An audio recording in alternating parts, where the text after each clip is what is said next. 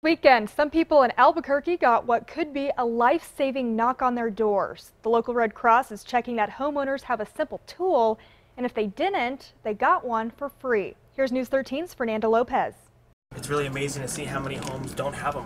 Volunteers with the American Red Cross met with neighbors near the biopark's aquarium and botanical garden. We had a mobile home fire that took place in this lot here. The most important thing is get out of the home. They checked existing smoke alarms and installed new ones in homes without them.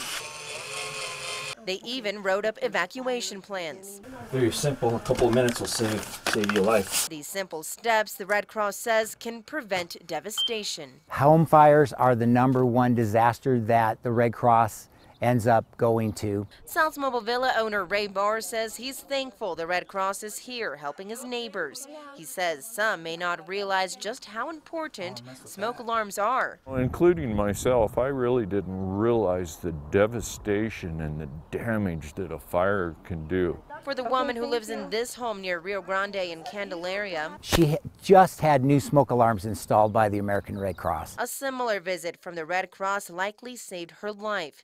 A burnt bagel in the toaster caused this mess a year ago. And sure enough, she actually was showering when the alarms alerted her to the danger and the importance of escaping. Volunteers say it just takes 2 minutes to get a working alarm. This is our favorite part here, hearing that it works.